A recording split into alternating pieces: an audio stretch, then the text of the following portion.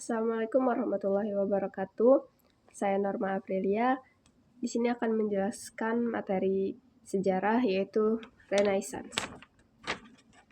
Dimulai dari pengertiannya, Renaissance berasal dari bahasa Latin renaître yang artinya lahir atau hidup kembali. Secara umum, Renaissance artinya kelahiran kembali kebudayaan Yunani dan Romawi di Eropa atau di Barat, yang dimulai dari abad ke-14 sampai abad ke-17, yang menyebar dimulai dari Italia sampai ke Eropa, sampai ke seluruh Eropa. Dan periode Renaissance ini ditandai dengan penggunaan kertas dan bahan metal. Intinya, pengertian dari Renaissance ini adalah gerakan ingin mempelajari ilmu pengetahuan secara bebas tanpa ada belenggu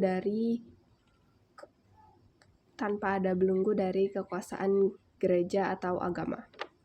Latar belakang terjadinya Renaissance itu adalah dari abad ke-8, di mana di abad ke-8 ini ketika ingin mempelajari ilmu pengetahuan harus dilandasi dengan agama yang menjadikan gereja sangat menguasai dalam seluruh aspek kehidupan, mulai dari pemerintahan sampai ke ekonomi, sehingga raja tidak memiliki peran yang optimal dalam memerintah.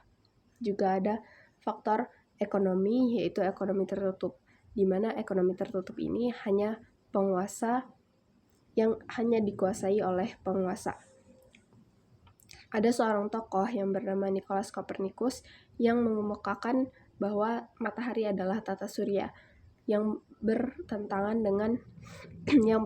dengan paham gereja, sehingga dia dijatuhi hukuman mati.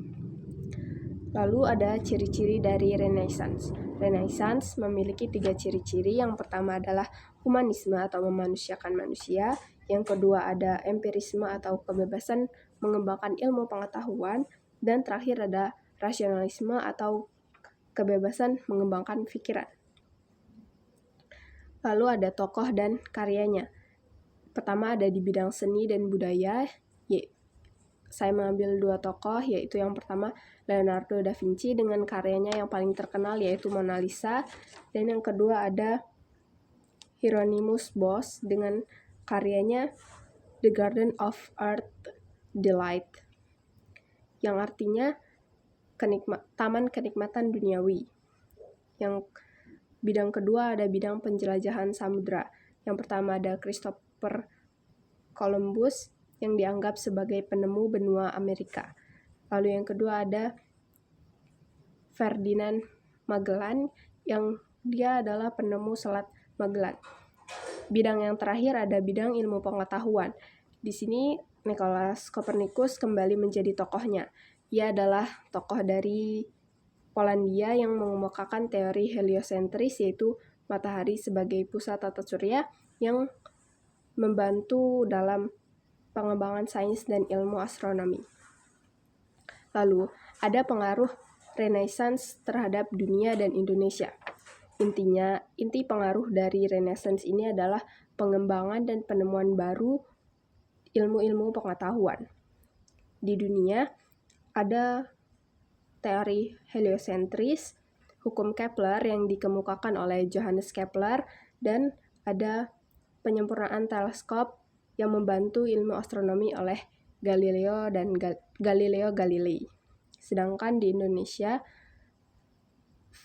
pengaruh utamanya kan pembaharuan dan penemuan ilmu-ilmu baru, sehingga ditemukan kompas dan senjata api, yang dimana titik utamanya adalah mendorong invasi besar-besaran bangsa Eropa atau bangsa Barat ke Indonesia.